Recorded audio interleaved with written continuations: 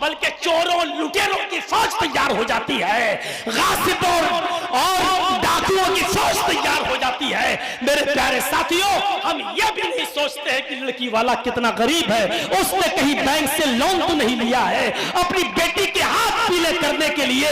इस बेचारे ने कहीं हमारी मनमानी बात को तस्लीम तो नहीं किया है। लड़की वाला किसी को कहते कि भाई 20 आदमी ले आना, ठीक है ले जाओ। लड़की वाला कहते 50 आदमी ले आना, चलो ठीक है ले आओ। लेकिन लड़की वाले से ये कहना नहीं साहब 50 में हमारा नहीं बनेगा, 150 आदमी आएंगे, ये भीख है। ये लड़की वालों के घर पर इस तरीके की सिफारिश करने वालों, सुन लो, तुम उस खाने को खाने जाते हो, उसने थूका और तुमने चाटा। उसकी दिक्कत यह है कि बेचारा 50 को खिला सकता है और तुम 150 खिलवा रहे हो।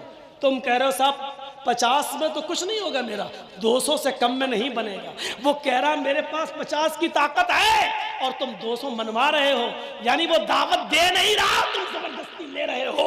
ये कहां का इंसाफ है, ये कहां की दावत है? और तुम इसको कहते हो साहब लड़की वाला बुला रहा है, अगर कोई खुशी से बुलाए तो जाने में क्या हर्ज है, ये खुशी से बुला रहा है। लड़की वाला कह रहा है 50 लोगों को ले आओ, आप 200 लेके जा रहे हो, आप 250 लेके जा रहे हो और आप कह रहे हो साहब उसने मान तो लिया है, मजबूरी में माना है, उसकी मजबूरी को उसकी रजामंदी तस्लीम मत कीजिए। ये कौन सा मायार था? जंगे खंदक खत्म हो जाती है, जंगे खंदक खत्म हो जाती है, अल्लाह के रसूल की दावत करती है, अल्लाह के रसूल ने दावत को कबूल कर लिया। यहूदिया के यहां आपने अपने साथी हजरत बशीर को लिया और कहा चलो, 2 लोगों की दावत उसमें दी, हम लोग चलते हैं। आप सहाबी रसूल हजरत बशीर के साथ उस यहूदिया औरत के घर तशरीफ ले गए, उसने खाने में जहर मिला दिया। सुना है ना वाकया? मैं मोहब्बत का मायार पूछना चाहता हूं, ऐसी मोहब्बत भी आपने देखी? उसने खाने में जहर मिला दिया। अल्लाह के रसूल ने कहा खाओ। हजरत बशीर से आपने भी रोटी का लुकमा तोड़ा, आपने भी सालन में डुबोया, हजरत बशीर ने भी डुबोया। हजरत अल्लाह के रसूल ने मुंह में रखा, हजरत बशीर ने भी मुंह में रखा। हजरत बशीर ने लुकमा चबाया और खा गए। अल्लाह के रसूल ने लुकमे को चबाया, लेकिन कुछ अजीब जायका लगा, जहर मिला हुआ था, गोश्त का टेस्ट कुछ अजीब सा लगा, तो आपने उसको थूक दिया। फरमाया कि इस खाने में जहर मिला हुआ है। हजरत बशीर ने क्या कहा? अय अल्लाह के रसूल, कसम है उस जात की जिसके कब्जे में मेरी जान है, जब खाने का लुकमा मैंने अपने मुंह में रखा, मुझे उसी वक्त पता चल गया था कि खाने का टेस्ट और जायका बदला हुआ है, मुझे बदमजा नजर आया। आपने कहा बशीर फिर तुमने थूका क्यों नहीं? फरमाया अल्लाह के रसूल, मेरे सामने अल्लाह का प्यारा नबी बैठा है, अल्लाह का प्यारा रसूल बैठा है, मेरी गैरत ने गवारा नहीं किया कि मुंह का लुकमा आपके सामने थूकूं। मैंने बेअदबी महसूस की, मैंने आपकी बेइज्जती महसूस की। अगर मैं थूकूंगा तो ये आपकी शान में गुस्ताखी ना हो। मैं उस जहरीले लुकमे को खा गया। उस जहर के असर से हजरत बशीर बाद में इंतकाल कर गए। अल्लाह के रसूल ने अपना किसास तो माफ कर दिया। अय यहूदिया, तूने मुझे जहर दिया, मैंने तुझे माफ कर दिया, लेकिन हजरत बशीर जो तेरे दिए हुए जहर से इंतकाल कर गए, उनका किसास लिया जाएगा। मजमे आम में उस यहूदिया औरत को लाया गया और उसको कत्ल कर दिया गया। हजरत बशीर का किसास लिया गया, क्योंकि इस्लाम में कत्ल का बदला कत्ल है, उसका किसास लिया गया। मैं इस वाक़े को सामने रखकर मेरे भाइयों सिर्फ इतना बताना चाहता हूं आपसे कि ये कौन सा मयार था मोहब्बत का, कि जायका पता चल गया, मजा पता चल गया कि इस खाने में अच्छी चीज नहीं है, बदमजा है, नुकसान पहुंचाएगा ये खाना, लेकिन इसके बावजूद चबा रहे हैं और खा रहे हैं। ये थूक इसलिए नहीं रहे कि मोहम्मद रसूलुल्लाह की बेअदबी हो जाएगी। ये मोहब्बत का कौन सा मयार था?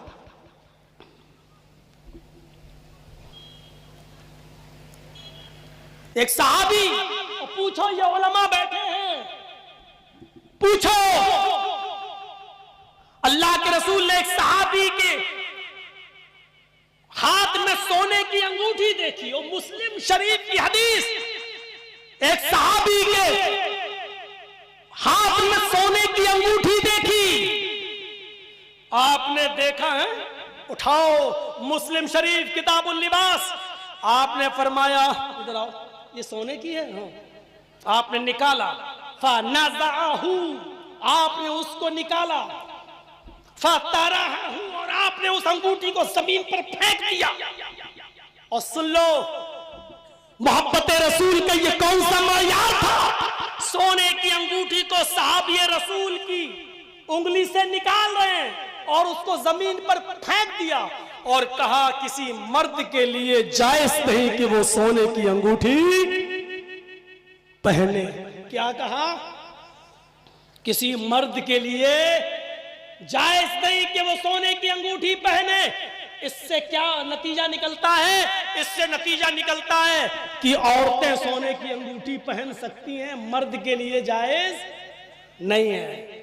अल्लाह के नबी ने उस सोने की अंगूठी को जमीन पर फेंका और आगे बढ़ गए। जब अल्लाह के नबी आंखों से ओझल हो गए तो सहाबाए किराम की एक जमात वहां बैठी थी, खड़ी तशरीफ रखी हुई थी। किसी ने फरमाया उठा लो, इन्होंने कहा क्यों? उठा लो, इन्होंने कहा क्यों? कहा सुना नहीं। साहबा क्या कह रहे हैं? सुना नहीं। मोहम्मद रसूलुल्लाह ने फरमाया किसी मर्द के लिए जायज नहीं कि वो सोने की अंगूठी पहने। मेरे भाई इस अंगूठी को उठा ले, अपने घर में अपनी माँ को, बहन को, बेटी को, बीबी को, किसी को दे देना, उनके पहनने के काम आ जाएगी। आए धमाई जमाऊ वालों, कंडौज वालों, से मुख्तलिफ अजलास से तशरीफ लाने वालों, सुबह फजर की नमाज के बाद ये तकरीर मुख्तलिफ यूट्यूब चैनलों पर आ जाएगी और पूरी दुनिया इसको सुन लेगी। जो तकरीर आपके घमाए चौमाऊ में हो रही है, सुबह 10 बजे तक ये पूरी दुनिया में गूंजने लगेगी, फैलने लगेगी। आजकल सोशल मीडिया इतनी आगे बढ़ चुकी है, इतनी तरक्की कर चुकी है। हाँ सुनो मेरे भाइयों, ये आवाज मेरी वो लोग भी सुनेंगे जो यहाँ मौजूद नहीं। जब वो सुनेंगे तो उनको भी इस बात का एहसास होना चाहिए ये मोहब्बत रसूल का कौन सा मयार था, ये कौन सी कसौटी थी। साहबा कह रहे कि इस अंगूठी को उठा लो, अपने घर की माँ, बहन, बेटी, बीवी को दे देना, वो पहन लेंगी, क्योंकि नबी ने मर्दों के लिए हराम करार दिया है, औरतों के लिए नहीं। लेकिन जिस सहाबी के उंगली से सोने की अंगूठी निकाल कर फेंकी थी, उस सहाबी का जवाब ये था, मैं कैसे इस अंगूठी को उठा लूं जो जमीन पर पड़ी हुई है, क्योंकि मेरे नबी ने, मोहम्मद रसूलुल्लाह ने सोने की अंगूठी को मेरी उंगली से निकालकर मेरी पॉकेट में नहीं डाला, मेरे हाथ में देकर ये नहीं कहा जाओ अपने घर में माँ, बहन, बेटी को पहना देना,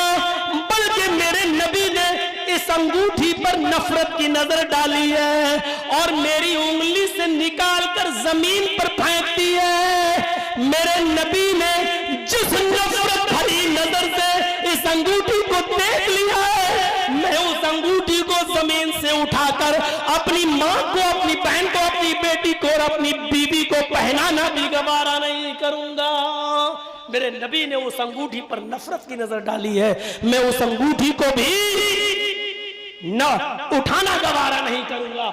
जबकि अल्फाज ये थे कि किसी मर्द के लिए जायज नहीं, लेकिन वो साहबी ने क्या कहा, मेरे हाथ में कहां दी, वो तो जमीन पर फेंक दी, और जिस अंगूठी को मेरे नबी ने जमीन पर फेंका हो, मैं उसको उठाकर अपने घर की किसी औरत, किसी लेडी को, किसी खातून को पहनाना भी गवारा नहीं करता। ये मोहब्बते रसूल का कौन सा मायार था? कहां है? कुछ तो सोचे हम, कुछ तो अंदाजा लगाएं हम। उम्मे हबीबा नबी की बीवी थी। और कौन थी? नबी की बीवी। और सुनो, बुखारी शरीफ की हदीस है, नबी की बीवी।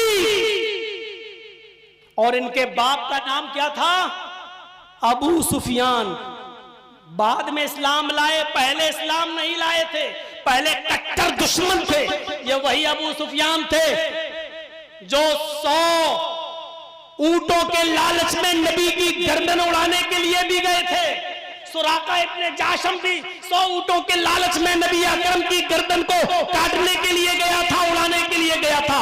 अबू सुफियान भी नबी का बहुत बड़ा दुश्मन था, लेकिन बाद में इस्लाम लाया। लेकिन जब तक वो काफिर था, उम्मे हबीबा पहले इस्लाम ला चुकी थी और वो नबी की बीवी थी। एक बार उम्मे हबीबा नबी की बीवी से उनके बाप अबू सुफियान जो हालत कुफ्र में थे, वो मिलने के लिए जाते कि मैं अपनी बेटी के घर जाऊं। उन्होंने दरवाजे को दस्तक दी। बुखारी की रिवायत सुनिए मेरे साथियों, उन्होंने दस्तक दी, दरवाजा खटखटाया, और जैसे ही उम्मे हबीबा ने दरवाजा खोला, क्या देखती है कि सामने मेरा बाप खड़ा है, काफिर बाप है, मुशरिक बाप है। फरमाया आपू अंदर आ जाइए। अबू सुफियान अंदर जाते हैं। जैसे ही बिछे हुए बिस्तर को देखता अबू सुफियान उसके ऊपर बैठना चाहता है। उम्मे हबीबा कहती है मेरे अब्बू रुक जाइए, रुक जाइए। उन्होंने बिस्तर को लपेट दिया, उस बिस्तर को उन्होंने लपेट दिया और सादा चटाई पिछी रहने दी। फरमाया आए अब्बू जान इस चटाई पर बैठ जाइए। अबू सुफियान ने बड़े ताज्जुब से पूछा, ओ मेरी बेटी, ओ मेरी बेटी, आए उम्मे हबीबा, आए नबी की बीबी, मेरी लगती जिगर, मेरी बेटी तूने बिस्तर को क्यों लपेट दिया? लोग तो मेहमान के आने पर बिस्तर बिछाते, तूने बिस्तर को लपेट दिया। मेरी बेटी मैं तेरा बाप हूं, तूने तो इस बिस्तरी को लपेट दिया। ये बिस्तर गंदा था, ये बिस्तर नापाक था, ये बिस्तर क्या था जो तूने इसको लपेट दिया है? क्या मैं इस बिस्तर पर बैठने के लायक नहीं था? बेटी ने जवाब दिया, सुनिए बुखारी की रिवायत, बेटी ने जवाब दिया, अब्बू जान ये बिस्तर नापाक नहीं है, ये बिस्तर बहुत पाक है। ये बिस्तर इतना पाक है कि इस बिस्तर पर आमिना का लाल तशरीफ रखता है, इस बिस्तर पर फातिमा का बाप बैठता है, इस बिस्तर पर आयशा का शौहर सोता है, इस बिस्तर पर सौदा और ज़ैनब बिन्ते जहश का शौहर सोता है, इस बिस्तर पर उम्मे हबीबा का शौहर सोता है। उम्मे हबीबा यानी आपकी बेटी का शौहर, हस्बैंड इस बिस्तर पे सोता है। आए अब्बू जान मैंने इस बिस्तर को इसलिए लपेट दिया, इस पाक बिस्तर पर मेरा नापाक बाप कैसे बैठ सकता है, मेरा नजिस और मुशरिक बाप कैसे बैठ सकता है?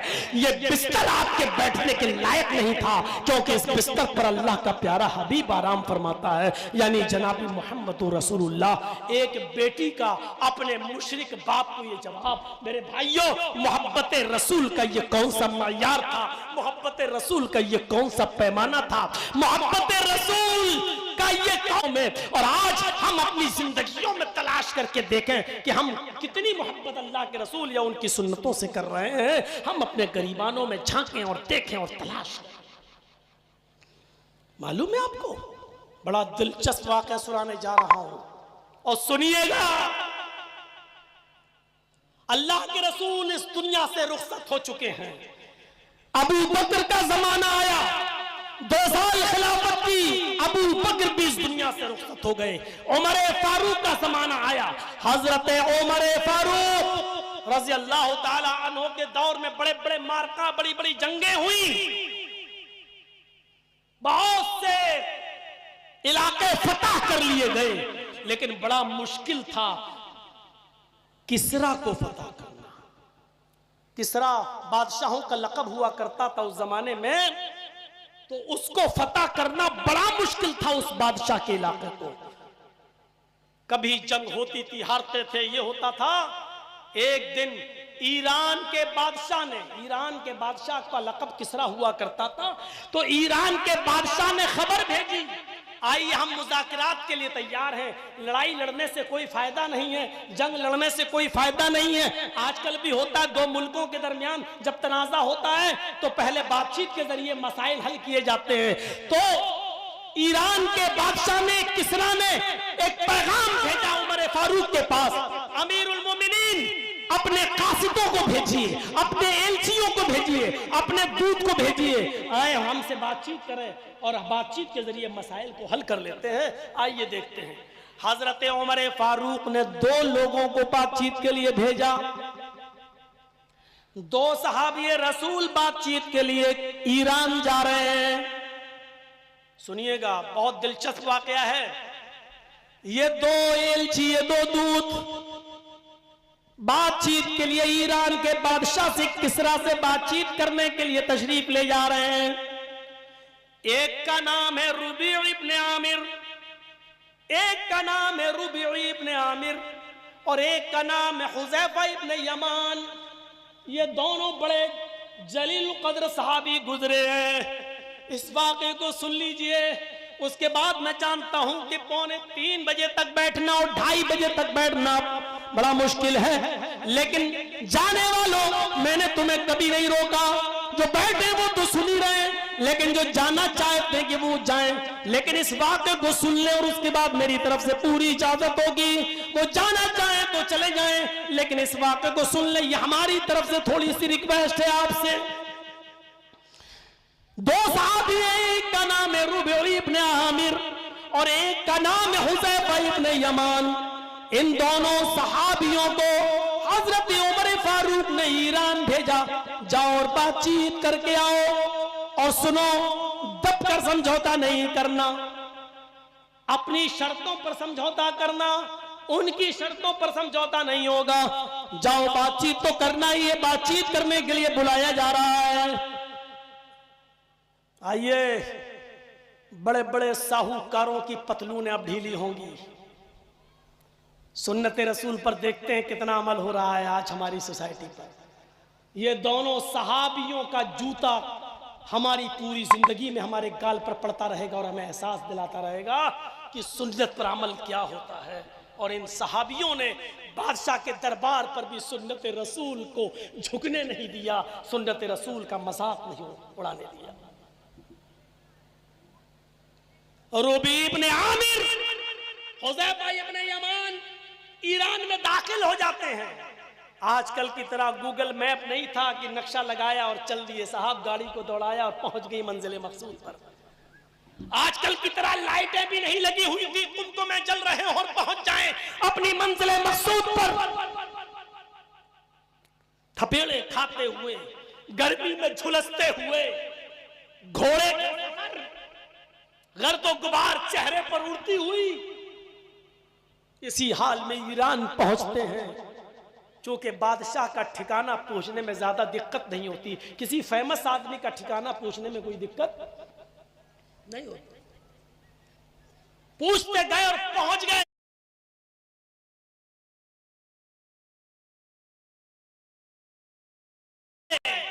पूरे ईरान में बस यही 2 सहाबी, ईसाइयों की बस्ती, किसरा वहां का हाकिम।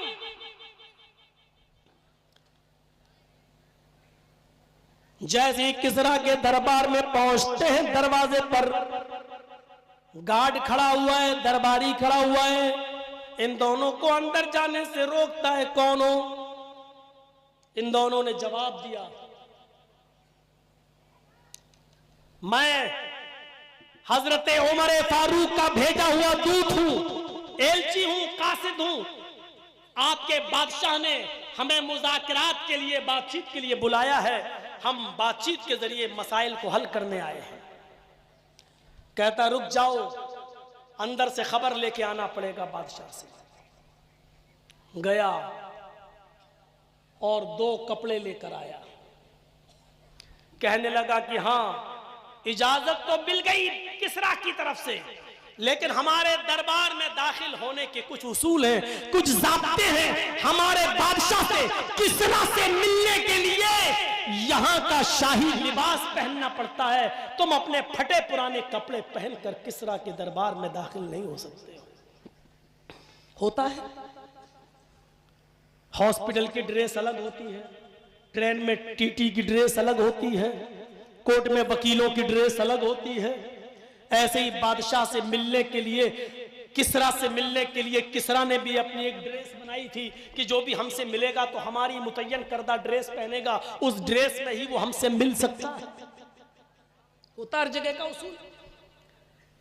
रुबी इब्ने आमिर ने और हुज़ैफा इब्ने यमान ने उस ड्रेस को लेने से इनकार कर दिया और फरमाया कि सुनो, अपने बादशाह से, किसरा से कह दो कि मैं जो कपड़े पहन कर आया हूं, मैं उन्हीं कपड़ों में तुमसे मुलाकात करूंगा। मुझे तुम्हारा दिया हुआ लिबास बिल्कुल पसंद नहीं है, मुझे तुम्हारा शाही लिबास नहीं पहनना है।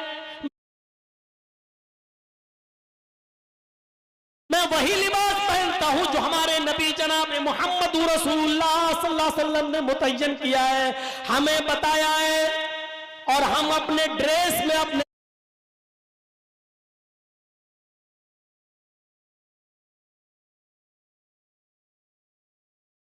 लिबास के अंदर अंदर जाएंगे। अपने बादशाह से पूछ कर आओ। अच्छा, ये गार्ड, ये दरबारी फिर अंदर जाता है और उसने कहा, ऐसा ऐसा जवाब दिया गया। किसरा ने कहा उनको अंदर आने दो, अगर बातचीत के जरिए मसले हल नहीं किए गए तो मामला बिगड़ जाएगा। उन दोनों को अंदर आने दो। जब गार्ड ये खबर लेकर आ रहा था, उस वक्त हजरत रुबी इब्ने आमिर की तलवार का दस्ता ढीला हो गया था। तलवार जिस कपड़े से बंधी हुई थी उसका दस्ता होता नहीं, तलवार का एक दस्ता होता है हाथ, तो वो ढीला हो गया था। तो जैसे टेलर लोगों के पास, दर्जियों के पास कतरने होती है ना, उस कतरन से, उस कपड़े के टुकड़े से वो तलवार का दस्ता बांध रहे थे, ऐसे करके कस रहे थे उसको। दरबारी हंसते हुए कहने लगा, आए उमर फारूक के कासिदो, अपनी टूटी हुई तलवारों से किसरा जीतने का ख्वाब देख रहे हो? इन टूटी हुई तलवारों से ईरान पर हुकूमत करने का ख्वाब देख रहे हो? किसरा की ताकत से टकराने का ख्वाब देख रहे हो? इस टूटी हुई तलवार से तुम किसरा फतह करने का सपना देख रहे हो?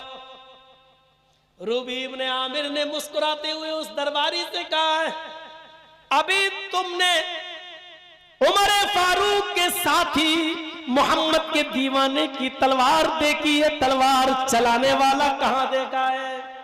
अगर यकीन नहीं आता है तो आए दरबारी तेरे पास जो सबसे मजबूत ढाल हो, जिससे तुम अपने वार को, तलवार के वार को रोकते हो, जो सबसे मजबूत ढाल हो उसको लेकर मेरे सामने आओ और खड़े हो जाओ।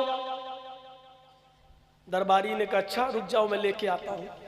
सबसे मजबूत ढाल लेकर आया, जिसको बड़ी से बड़ी मजबूत तलवार उसको कुछ नहीं कर सकती थी, इतनी मजबूत ढाल लेकर आया और लेकर खड़ा हो गया। आए रूबी, लो मैं लेकर खड़ा हो गया हूं, देखो इस तलवार को काट, इस ढाल को दिखाकर काट कर दिखाओ। हजरत रूबी ने उस कतरन से, उस कपड़े के टुकड़े से तलवार के दस्ते को बांधा और फिर हवा में तलवार लहराई और इतनी जोर से उस मजबूत ढाल के ऊपर वार किया कि ढाल बीच से कट कर 2 टुकड़े हो गई। दरबारी भागते हुए अंदर गया और कहने लगा, ऐ किसरा, आए बादशाह सलामत, अल्लाह जाने ये कौन सी मखलूक तशरीफ लाई है, ये कौन से मोहम्मद के दीवाने आ गए हैं। हमारी सबसे मजबूत ढाल भी इनकी टूटी हुई तलवारों का मुकाबला न कर सकी और वो टुकड़े टुकड़े हो गई। किसरा ने कहा, तुम्हें उनके जौहर देखने के लिए किसने कहा था? हम तो पहले ही जानते हैं कि ये सरों पर कफन बांधने वाली कौम है, इसीलिए तो मैंने मुज़ाकरात के लिए बुलाया है। अरे जल्दी से उनको अंदर भेजो।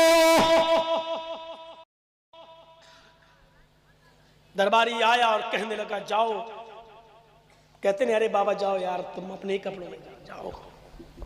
जाओ, बादशाह ने मंजूर कर लिया है, जाओ इन्हीं कपड़ों में जाओ। चले गए।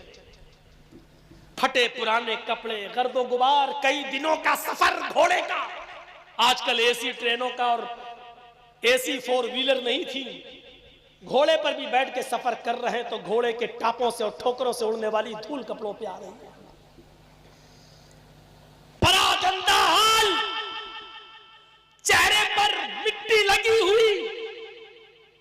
बादशाह के दरबार में पहुंचते हैं।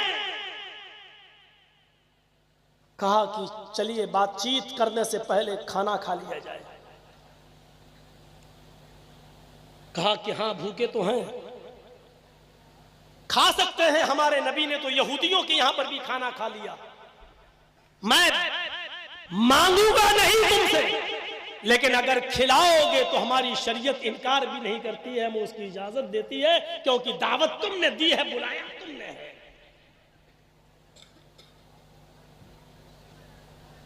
कहा लेकिन बातचीत यहां होगी। कहा कि कहां होगी, हमें वो रूम दिखा दो अपना। बादशाह बातचीत के रूम में लेकर गया। वहीं पर दस्तरखान बिछा हुआ था और खाना लगा हुआ था। वहीं पर एक तख्त बिछा हुआ था, बादशाह उस तख्त पर बैठ गया। हुज़ैफा इब्न यमान ने फरमाया कि आए किसरा, तुम तख्त पर बैठे हो, बातचीत कैसी होगी, मुझे कहां बैठना है?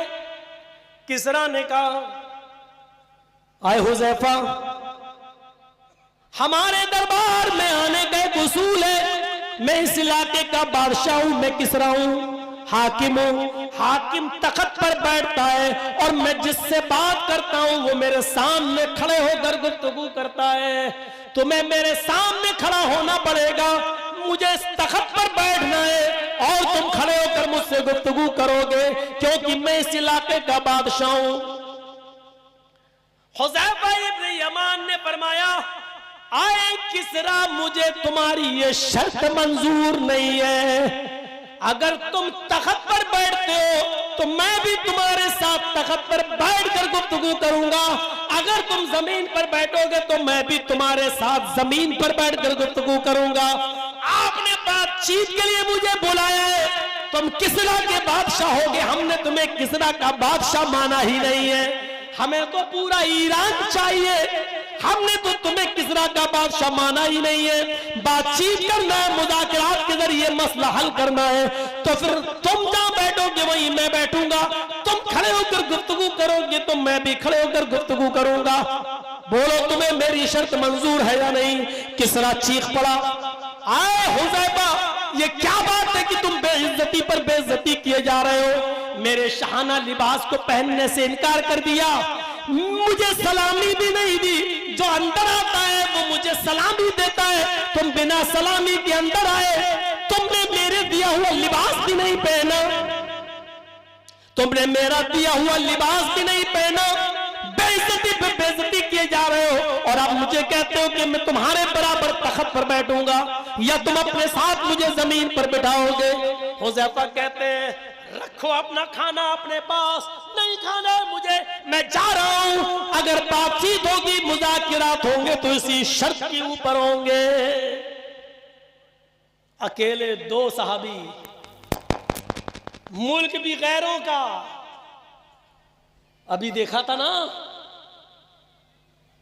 बड़े बड़े मुस्लिम हुक्मरान भी आए थे हिंदुस्तान के अंदर ना, G20 सम्मेलन में। बांग्लादेश की प्राइम मिनिस्टर भी आई, तुर्की के सदर तैयब उर्दुगान भी आए, जिन पर मुसलमान बड़ा भरोसा करते हैं और बहुत जिनकी तारीफें करते हैं, सब आए और सब गए और महात्मा गांधी की समाधि पर फूल भी डाले और हाथ भी जोड़े। अगर ऐसी सरजमीन पर अगर किसी ने अपनी सलफियत को, अपने मनहज को, अपने अकीदे को और अपनी तौहीद को अगर बाकी रखा और बचाया तो वो सिर्फ सऊदिया का हुक्मरान था, मोहम्मद इब्न सलमान, जिसने हिंदुस्तान में रहते हुए महात्मा गांधी के राजघाट पर जाने से इनकार कर दिया। कहा उनका सम्मान हमारे अंदर है, उनकी इज्जत हमारे अंदर है, लेकिन हमारी शरीयत किसी के सामने मुझे हाथ जोड़ने से मना करती है। अगर हाथ जोड़ना किसी के सामने जायज होता तो हम सबसे पहले जनाबे मोहम्मद रसूलुल्लाह के मजार पर, उनकी कब्र पर हाथ जोड़ते। मेरे भाइयों, सऊदिया को कितनी गाली दे लो, सऊदिया की जितनी चाहो तौहीद कर लो, लेकिन तौहीद के मामले में वो सबसे बुलंद है, तौहीद के मामले में वो सबसे ऊंची है। तौहीद के साथ वो कोई खिलवाड़ नहीं होता है, तौहीद के साथ वहां कोई समझौता नहीं होता है। और अल्हम्दुलिल्लाह जिस मुसलमान के दिल में तौहीद आ गई, अल्लाह सारे गुनाह माफ कर सकता है लेकिन शिर्क को माफ नहीं करेगा। और राई के दाने के बराबर भी अगर तौहीद किसी के अंदर रही तो अल्लाह जहन्नम में सजा देने के बाद भी उसको निकाल लेगा और उसको जन्नत के अंदर दाखिल कर देगा। मेरे भाइयों, यही चीज हमें और आपको समझने की जरूरत है, जरूरत है। ये क्या है? राजी रहे रहमान भी और खुश रहे शैतान भी। हैं? हम जलसे में भी आ जाएं और 26 जनवरी और 1 जनवरी को 12 बजे के बाद हम डांस भी कर रहे हैं और नाच भी और डीजे भी बजा लें और हैप्पी न्यू ईयर के नारे भी लगा लें। मेरे प्यारे साथियों, ये कोई मोहब्बत नहीं कि राजी रहे रहमान भी और खुश रहे शैतान। ये पॉलिसी अपनी जेब में रखो। ये ऐसा इस्लाम मोहम्मद रसूलुल्लाह को पसंद नहीं है, अपनी जेब में रखो और पूछो। आज भी मेरे साथी मेरे साथ मौजूद हैं, ये जिले जमीयत अहले हदीस लखनऊ के नाजिम मौजूद हैं, ये डॉक्टर अब्दुल कादिर साहब भी मौजूद हैं, ये डॉक्टर मोइन साहब भी मौजूद हैं, ये मेरा बेटा हुसैन आया ये भी मौजूद है और हमारा ड्राइवर हमारे साथ, ये सब मौजूद हैं। आज भी कन्नौज के जिस ऑफिस में मैं बैठा हुआ था, आज भी मुझसे कहा गया, मौलाना साहब कुछ ऐसी बातें नहीं होनी चाहिए, आजकल मामले बहुत खराब चल रहे हैं, रिश्तेदारियों पे बहुत जल्दी फर्क पड़ता है। मैंने उनके सामने भी कहा, ये इस्लाम तुम्हें मुबारक हो, ऐसा इस्लाम तुम्हें मुबारक हो। सारी खुदाई एक तरफ, मुस्तफा का रब एक तरफ। मेरे भाइयों, वो इस्लाम इस्लामी नहीं कि जिससे सब खुश रहे।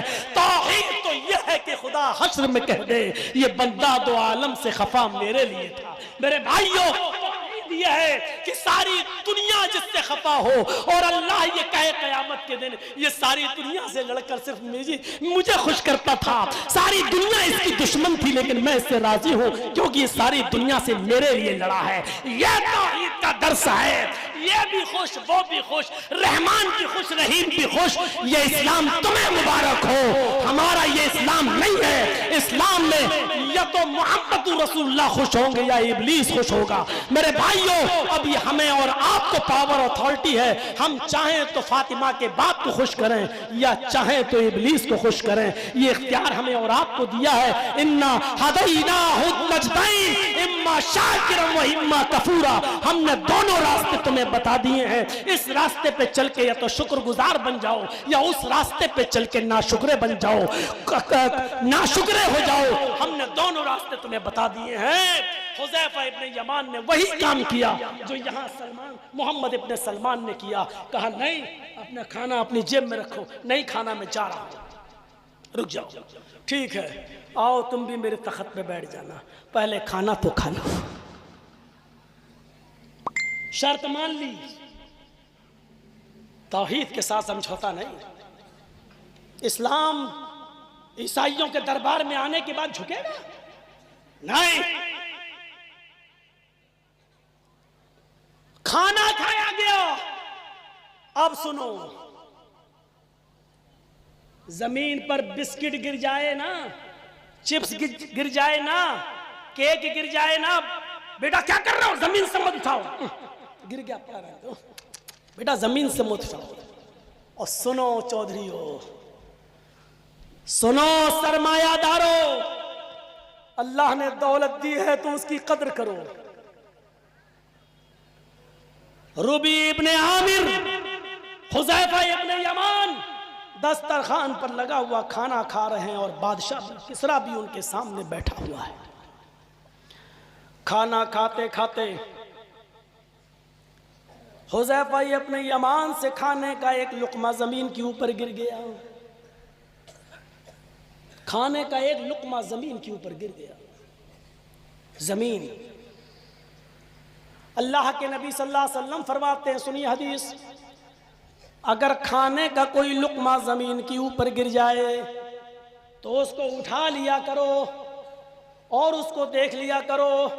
अगर उसमें मिट्टी वगैरह लगी हुई है तो इतना हिस्सा साफ कर दो, उतना हिस्सा दूर कर दो, और बकिया हिस्सा जिस पर मिट्टी या गंदगी नहीं लगी है, बकिया हिस्से को खा लिया करो। पता नहीं अल्लाह ने रिज़्क के खाने के किस हिस्से में, किस लुक़मे में बरकत रखी हो। यह है बुखारी शरीफ की हदीस। सुन ली, हुज़ैफा इब्ने यमान को यह हदीस थी, नबी का यह फरमान मालूम था। जमीन पर खाने का लुक़मा गिर गया और सामने किसरा बैठा हुआ है, लुक़मा उठा लिया जमीन से। रूबी इब्ने आमिर वहीं बैठे हैं और ऐसे कौनी मार रहे हैं। क्या कर रहे हो?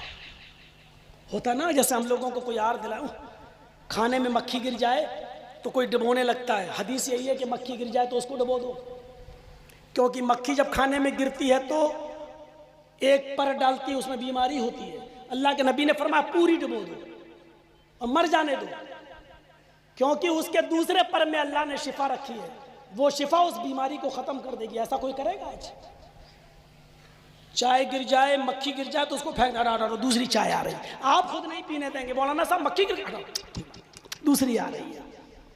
शरीयत क्या कह रही है, हम क्या कर रहे हैं? सुनिए, खाने का लुक़मा गिर गया, हुज़ैफा इब्ने यमान ने वो लुक़मा उठाया। रुबी इब्ने आमिर कहते हूं, हर जगह अपनी मत चलाओ, कम से कम देखो सामने कौन बैठा हुआ है।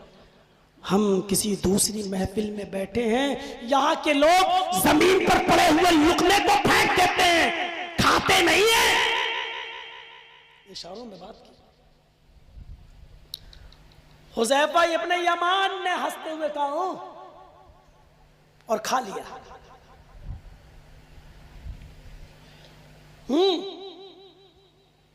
हाय हाय। और बादशाह के सामने फरमाया, और सुनो हुज़ैफा इब्ने यमान ने क्या कहा, अपनी शादी में मनोगोश्त बर्बाद करने वालों, जरूरत से ज्यादा पकाने वालों, ठीक जाए बर्दाश्त, लेकिन गरीबों को दावत देना मंजूर नहीं। हुज़ैफा इब्ने यमान ने गिरा हुआ लुक़मा खाया तो रूबी कहते, हुज़ैफा इब्ने यमान ने कहा, इशारा, यहां के लोग पसंद नहीं करते। हुज़ैफा इब्ने यमान ने चीख कर कहा, आए रूबी, इस खाने के लुक़मे से तुम मुझे रोक रहे हो जो जमीन पर गिर गया। क्या तुम्हें नहीं मालूम कि जमीन पर गिरा हुआ लुक़मा हमारे नबी उठा लेते थे, उसकी मिट्टी को साफ करके खा लिया करते थे? क्या ये मेरे नबी की सुन्नत नहीं है? रूबी ने कहा हाँ। फरमाया, अतरुकु सुन्नता रसूलिल्लाहि सल्लल्लाहु अलैहि वसल्लम लिहाउलाइल हुमका। क्या जुमला कहा। आप कह सकते हो मौलाना जर्जीस इतना सख्त बोलते हो तुम, इतना हार्ड बोलते हो तुम। साहब कितने लोग ऐसे हैं जो आज भी सिर्फ हमारी हकगोई के खिलाफ है। साहब तकरीर तो अच्छी करते हैं लेकिन लेवल से उतर जाते हैं। लेवल तुम तय करोगे। तकरीर तो अच्छी अच्छी करते हैं लेकिन जज्बात में बह जाते हैं। मेरे जज्बात का फैसला आप करोगे। बादशाह के सामने ये कौन से जज्बात थे? रुबी मना भी कर रहे हैं, लेकिन क्या कहा हुज़ैफा ने? अतरुकु सुन्नत रसूलिल्लाहि सल्लल्लाहु अलैहि वसल्लम लिहाउलाइल हुमका। उलमा जानते हैं अरबी जबान में अहमक के माना पागल के, अहमक के माना बेवकूफ के, और उसी का प्लूरल आता उसी की जमा हुमका। क्या फरमाया? आए रुबई, जब हमारे नबी जमीन पर पड़ा हुआ लुकमा उठाकर खा लिया करते थे, तो मैं ऐसा क्यों ना करूं? क्या मैं इन बेवकूफों के लिए, बादशाह के सामने बादशाह से कह रहे हुमका, क्या मैं इन बादशाहों, इन बेवकूफों के लिए, इन पागलों के लिए, इन पागलों की वजह से, इन बेवकूफों की वजह से अतरुकु सुन्नत रसूलिल्लाह, क्या मैं रसूलुल्लाह की सुन्नत छोड़ दूं? क्या मैं रसूलुल्लाह की सुन्नत छोड़ दूं इन पागलों के लिए, इन बेवकूफों के लिए? ये थे हमारे सहाबा, ये थे हमारा ईमान, ये था रसूल की सुन्नत से मोहब्बत करने वालों का जज्बा। कि बादशाह के सामने और किसरा के सामने कह रहे हैं तुम तो मौलवियों के सामने भी सुन्नत रसूल पर बुलडोजर चलाते हो यार, तुम तो मौलवियों के सामने सुन्नतों पर छुरियां चलाते हो दोस्तों। तुम तो शादियों में पर्दे के ताल्लुक से, अभी आपने कासमी साहब की बड़ी मुफस्सल तकरीर सुनी, कौन अमल कर रहा है? कौन देख रहा है? क्या किया जा रहा है? कौन सी चीज है आज? हम तसव्वुर तो करें, गौर तो करें। हम किस तरह से कहा जा रहा है अतरुकु सुन्नत रसूलिल्लाहि सल्लल्लाहु अलैहि वसल्लम लिहाउलाइल हुमका, क्या मैं इन पागलों के लिए, क्या मैं इन बेवकूफों के लिए सुन्नत रसूल छोड़ दूं?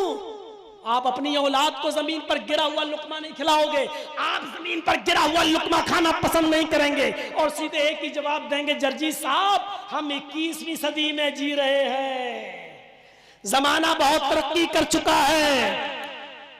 आप ये कहोगे कि आज के जमाने में हम अब डाइनिंग मेज पर खाना खा रहे हैं साहब, दो जानू बैठकर खाना खाने का रवाज खत्म हो चुका है। मेरे भाइयों, आप कितनी ही तावीलें कर ले, लेकिन हकीकत यह है कि आज हम एक एक सुन्नत को पीछे छोड़ते चले जा रहे हैं। आज हमें किसी चीज से मोहब्बत नहीं रह गई है। हजरत अब्बास रजी अल्लाह ताला अन्हु का वो परनाला जो मस्जिद नबवी के छत से लगा हुआ था, एक बार हजरत अब्बास के घर में कुछ मेहमान आए, उन्होंने कबूतर ज़िबा कर दिए, कबूतर का खून उस छत के ऊपर रह गया।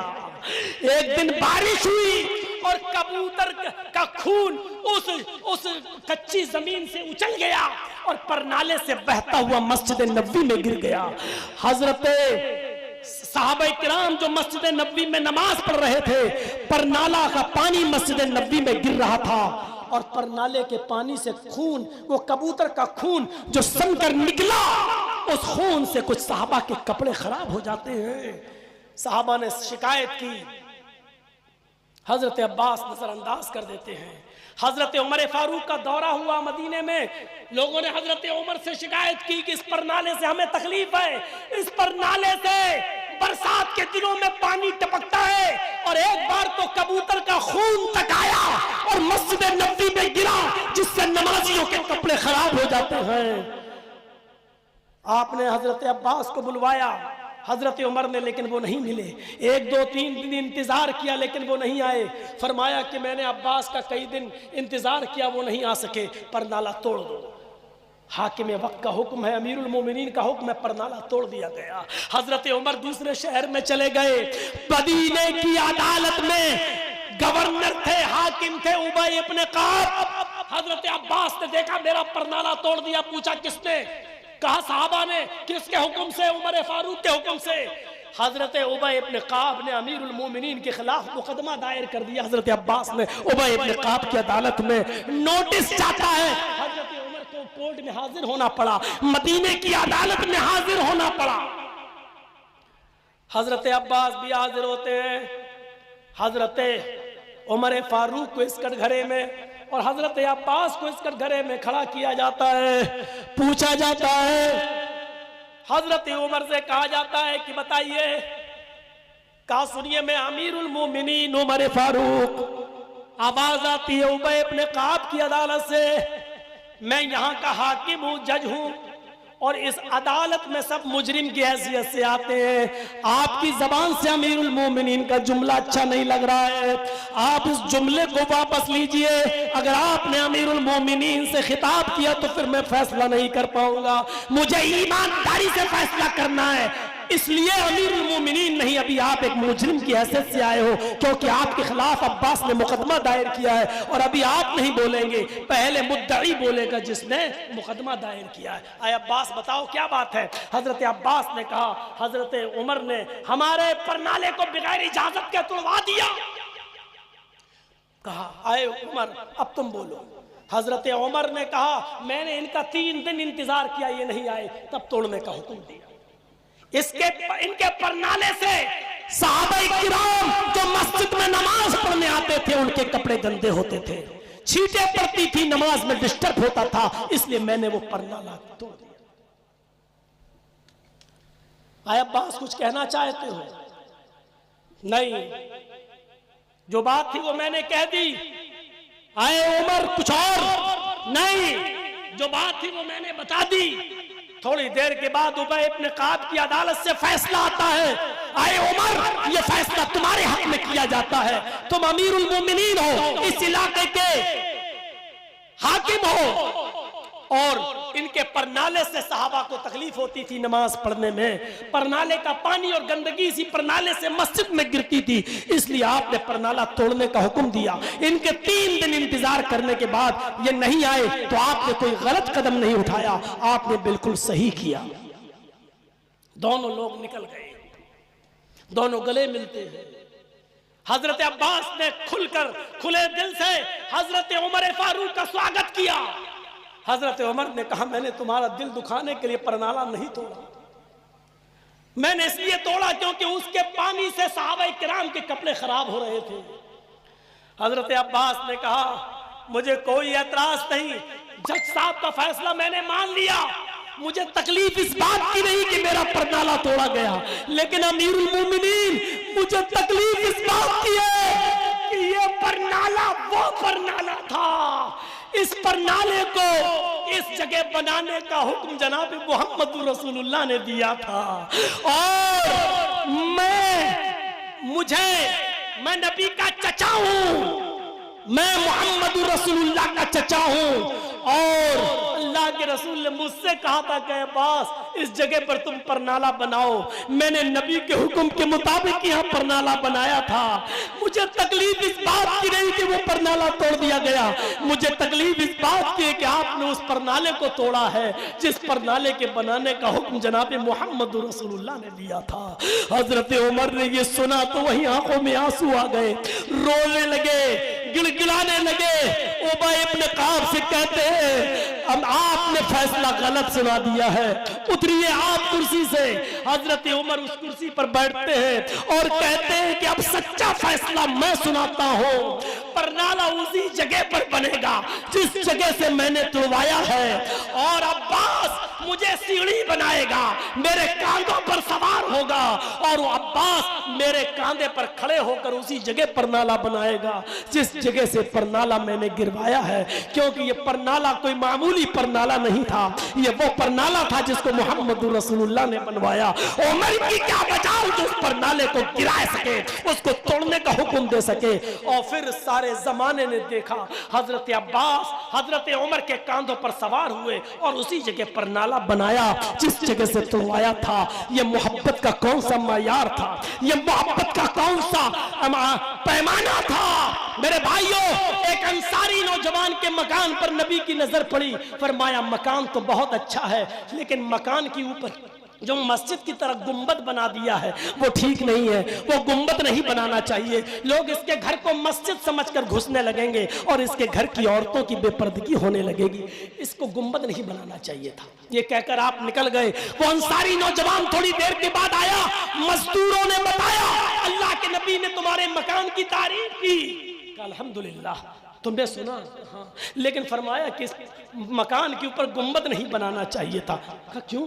अल्लाह के नबी ने फरमाया कि गुंबद लोग देखेंगे तो मस्जिद समझेंगे और इसके घर में घुसेंगे तो इसके घर की माँ बहन बेटियों की कहीं बेपर्दगी ना हो, इसलिए गुंबद ठीक नहीं है। उसने कहा मेरे मकान को तोड़ना शुरू करो।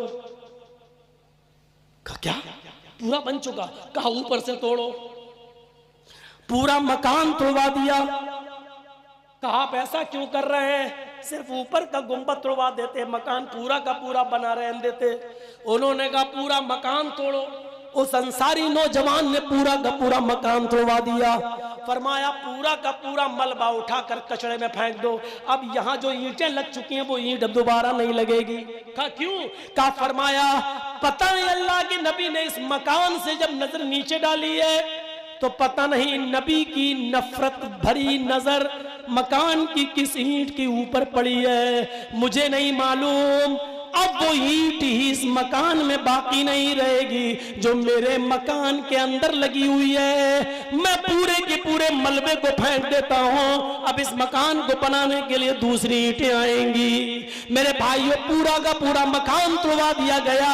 पूरा का पूरा मकान और तोड़वाया ही नहीं बल्कि उस मलबे को बहा दिया गया।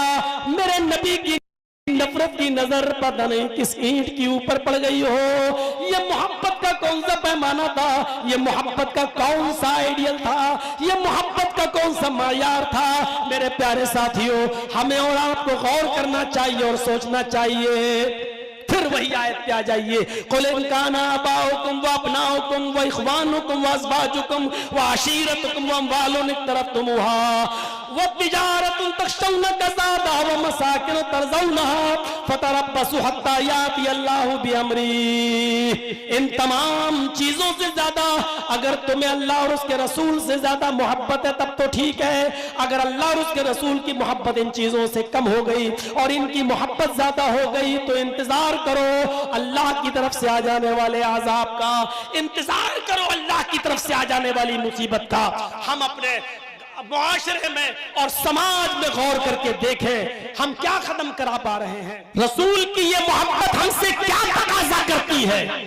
अबू बकर का अपने बेटे को ये जवाब देना हमें कौन सी तालीम दे रहा है और क्या सिखा रहा है?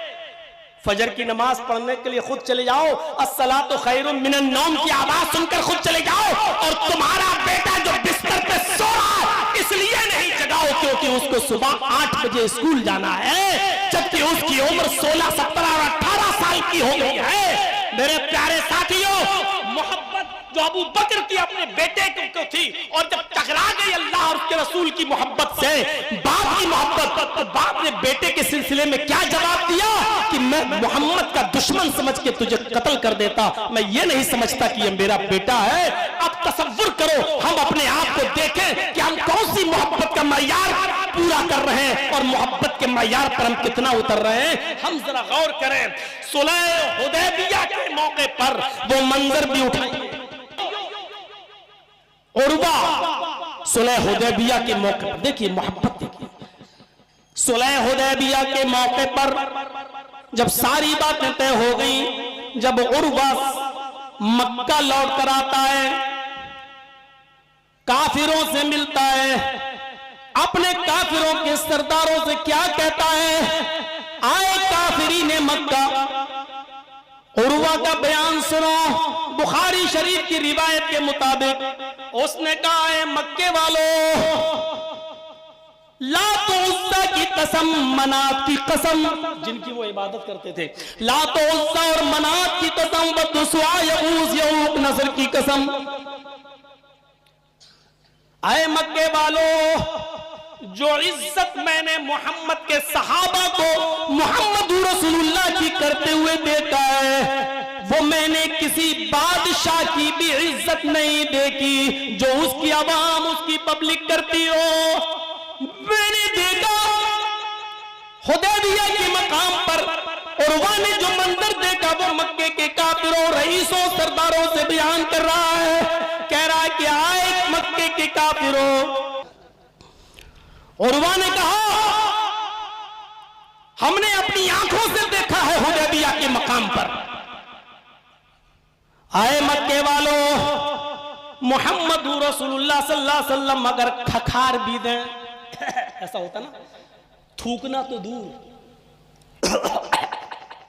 जैसे ही हमने देखा मोहम्मद इब्ने अब्दुल्लाह को अगर वो खखार भी दें तो मोहम्मद के दीवाने, मोहम्मद के सहाबा मोहम्मद रसूलुल्लाह के मुंह के करीब चले जाते हैं और हाथ फैला देते हैं कि रसूलुल्लाह सल्लल्लाहु अलैहि वसल्लम अपने मुंह में जो खखार हुई, जो बलगम आया, जो थूक आया, वो थूक में नबी जमीन पर थूकना चाहते हैं, लेकिन मोहम्मद के दीवाने उस थूक पर पहले टूट पड़ते हैं और उस थूक को अपने हाथों में लेकर वो मलकर अपने जिस्म पर मलना शुरू कर देते हैं।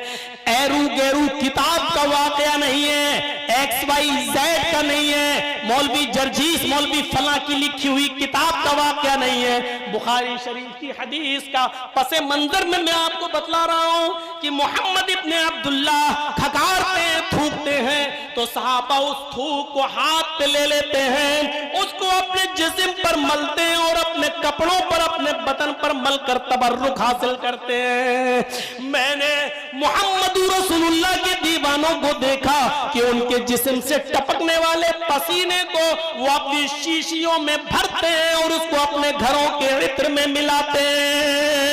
आए लोगों, मैंने मोहम्मद के दीवानों को देखा है, मैंने मोहम्मद के दीवानों को देखा है कि अगर कोई हुक्म दे दे तो ये नहीं देखते कि ये हुक्म कितना जोखिम भरा है, कितना खतरनाक है, इसमें मेरी जान भी जा सकती है। वो अपनी औलाद की, अपने माँ बाप की परवाह नहीं करते, हुक्म ज़बान से निकला उस पर मन्ना और सद्दकना, फौरन उस पर अमल पैदा हो जाते। कसम है उस जात की जिसके कब्जे में सारे इंसानों की जाने, मोहम्मद के दीवानों की नजरों में मोहम्मद रसूलुल्लाह की जो इज्जत है वो मैंने कैसरो किसरा बादशाहों की भी नहीं देखी जो उनके दीवाने उनकी करते हो। मैंने आज तक किसी बादशाह की वो इज्जत नहीं देखी। मैं कह सकता हूं बुखारी शरीफ उर्वा के इस मंजर के बाद उस तो अपने काफिरों को, अपने साथियों को यह मंजर बयान कर रहा है।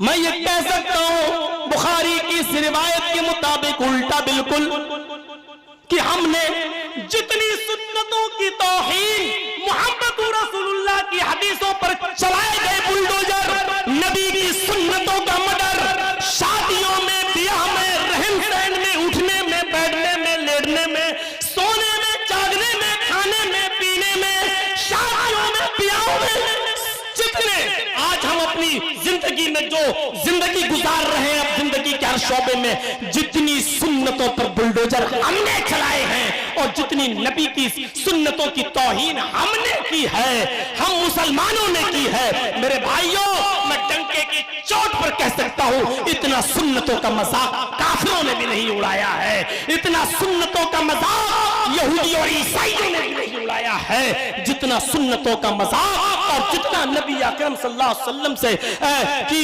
सीरत का मजाक हमने और आपने उड़ाया है। और वह तो काफिरों से बयान कर रहा है कि हमने जो इज्जत मोहम्मद की, मोहम्मद के दीवानों में देखी है, हमने तो बादशाहों की भी वो इज्जत बादशाहों के दीवानों में नहीं देखी है। और एक हम है, एक हम है, तसव्वुर करो कैसे हमारे कलेजे, इधर आराम की आवाज आती है हय्या अलस सलाह और बगल में चाय की होटल खुली हुई है, कैसे हमारे दिल गवारा कर लेते हैं। यहाँ हय्या अलस सलाह की आवाजें आ रही हैं और यहाँ मेरे भाइयों बारात आई हुई है 200-250 आदमियों, 300 आदमियों की, और उस वक्त उनको नाश्ता चल रहा है, बगल में मस्जिद है, इमाम नमाज पढ़ा रहा है, वो आएगा तो निकाह पढ़ाएगा, लेकिन ये बाराती नाश्ता कर रहे हैं। क्या हय्या अलस सलाह की आवाज इनके लिए नहीं थी? मेरे भाइयों बुखारी शरीफ की हदीस है, हजरत आयशा बयान करते, हजरत अनस बयान करते हैं, मैंने हजरत आयशा को देखा, नबी की बीवी को देखा कि अल्लाह के नबी अपनी बीवी आयशा की रात पर उनकी गोद में सर रखकर सो रहे होते हैं और हंसी मजाक कर रहे होते हैं, प्यार भरी बातें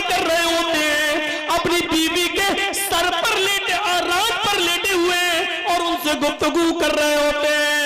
हजरत आयशा बताती हैं, बयान करती हैं कि अल्लाह के नबी जब मेरी रान पर मेरी गोद में सर रख कर लेटते थे और मुझसे गुफ्तगू करते थे तो ऐसा लगता था कि मुझसे ज्यादा किसी से मोहब्बत ही नहीं करते, मुझसे ज्यादा किसी से प्यार ही नहीं करते। अचानक हजरत बिलाल की आज़ान की आवाज नबी के कानों में पड़ती, अल्लाहु अकबर अल्लाहु अकबर।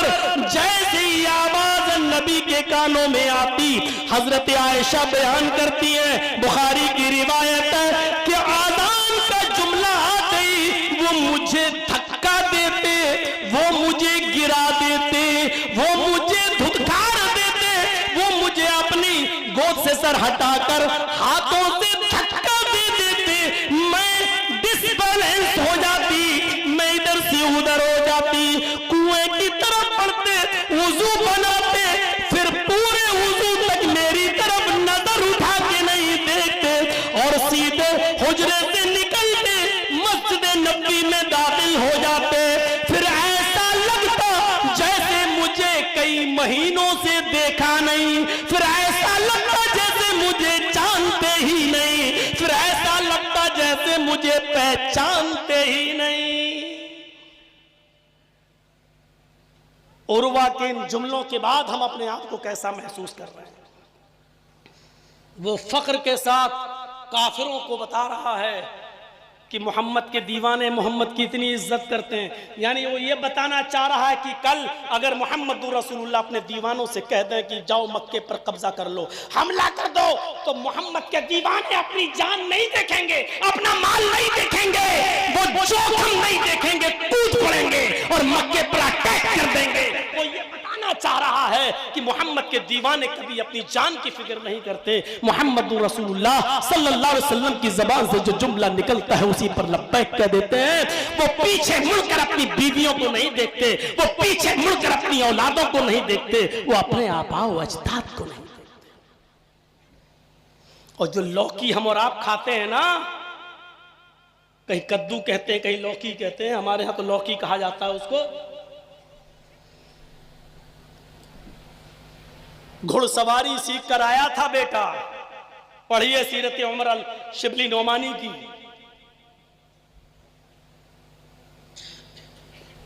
घुड़सवारी करके तलवार चलाना सीख रहा था उमर फारूक का बेटा, और घर में आया पसीना बहाते हुए, अब्बू भूख लग रही है, क्या पका हुआ है?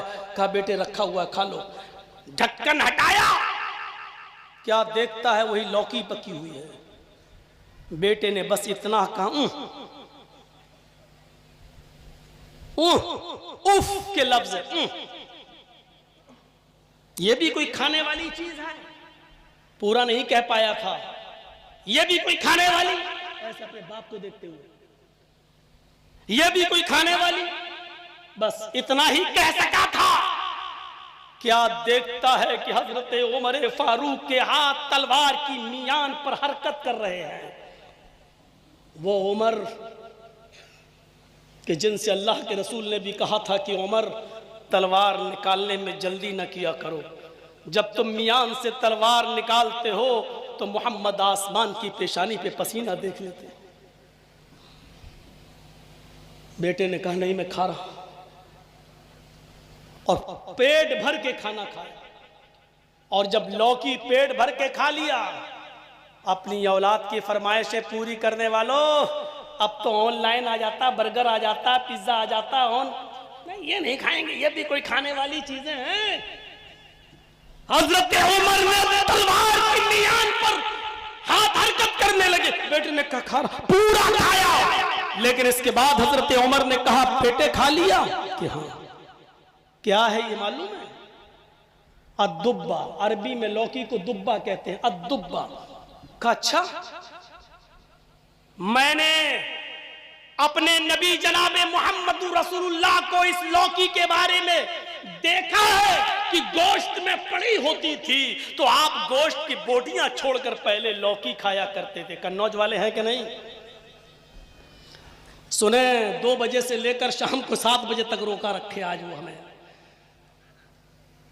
बड़ी इज्जत की बेचारों ने हमारी, बड़ी खातिरी की, लेकिन पैसे के गुरूर में चकनाचूर मत हो जाना। और कोई भी पैसे वाला चकनाचूर ना हो।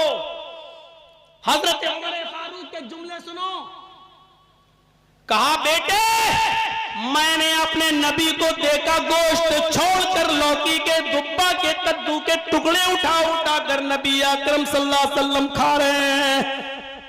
ये लौकी मेरे नबी की सुन्नत है, मेरे नबी इसको पसंद किया करते थे। जबकि आपने कहा नहीं कि तुम भी खाओ, सिर्फ नबी को पसंद थी। आपने ये नहीं कहा कि तुम भी खाओ। ये लौकी मेरे नबी को पसंद थी, मेरे नबी इसको पसंद किया करते थे। आइंदा अगर इस लौकी से तुमने मुंह चिढ़ाया, लौकी खाने से अगर मुंह बनाया, काबे के रब की कसम मैं अपनी तलवार से तेरी गर्दन उड़ा दूंगा। ये सोचते हुए कि ये मेरे बेटे की नहीं, मोहम्मद रसूलुल्लाह की पसंद से नफरत करने वाले की गर्दन है, नबी की सुन्नत से नफरत करने वाले की गर्दन है, मैं ये सोच कर तेरी गर्दन उड़ा दूंगा। मुसलमानों, दूर दराज से आए हुए, सुना है आज कई जगहों से बसें आई है, मेरे प्यारे भाइयों सुन लो और गौर करके देखो कि मोहब्बत का क्या पैमाना है आज हमारे पास। रसूलुल्लाह सल्लल्लाहु अलैहि वसल्लम से मोहब्बत का क्या मयार है हमारे पास। मोहम्मद रसूलुल्लाह सल्लल्लाहु अलैहि वसल्लम से मोहब्बत का क्या नमूना है आज हमारे पास। क्या हम ऐसी मोहब्बत जनाब मोहम्मद रसूलुल्लाह सल्लल्लाहु अलैहि वसल्लम से करते हैं?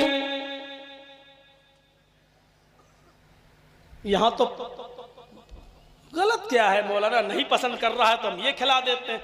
बहुत आसान है कह देना, लेकिन हम सोच पैदा कर रहे हैं। उनकी सोच क्या थी, हमारी सोच क्या है। मोहब्बत का मयार तो देखो। हमने तो बस ये समझ रखा पूरे साल मस्जिदों से दूर रहो और एक दिन लाओ और पूरे साल की कसर निकाल दो। भाई हमारे साथ डॉक्टर अब्दुल कादिर साहब बैठे हुए हैं स्टेज पर।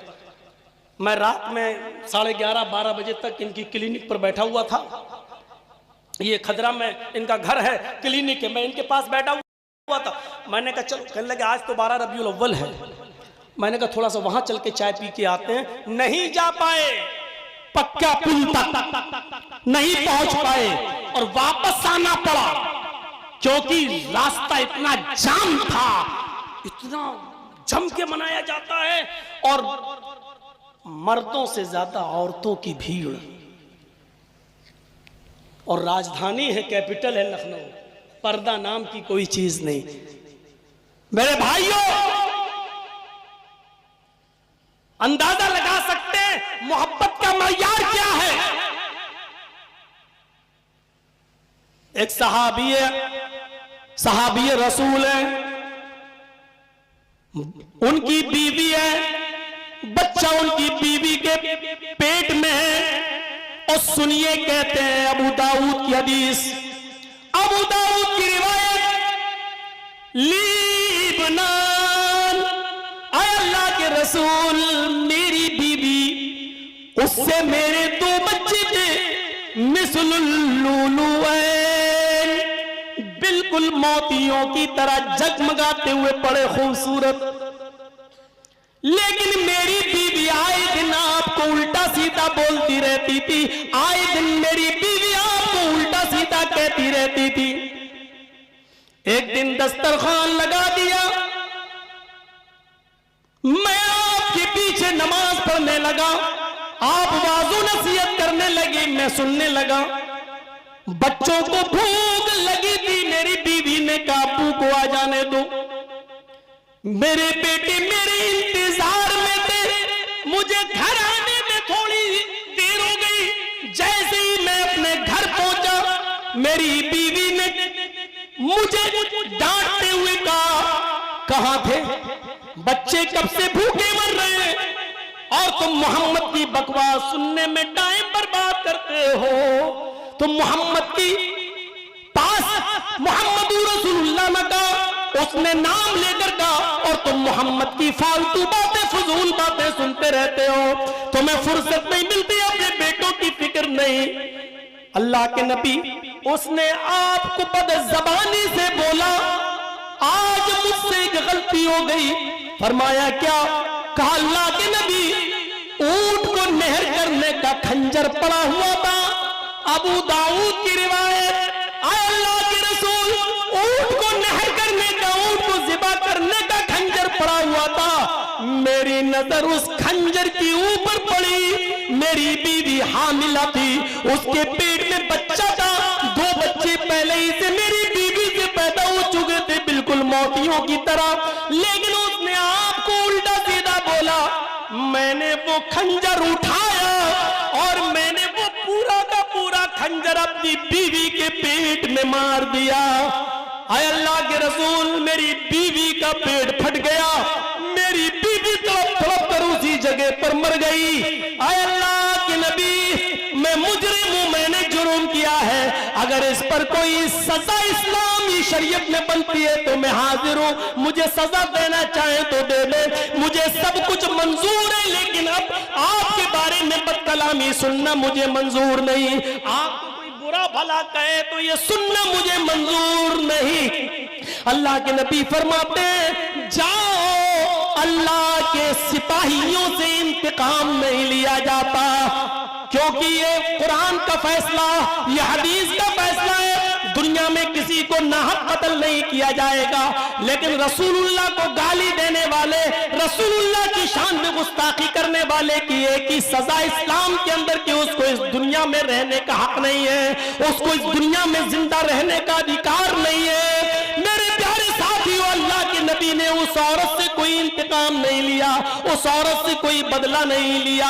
आप देख रहे हैं, बाप से ज्यादा मोहब्बत, औलाद से ज्यादा मोहब्बत, बीवी से ज्यादा मोहब्बत अल्लाह के रसूल से हो रही है। इसी को कुरान ने कहा है, कुल इन काना आबाउकुम व अबनाउकुम व इख्वानुकुम व अज़वाजुकुम व अशीरतुकुम।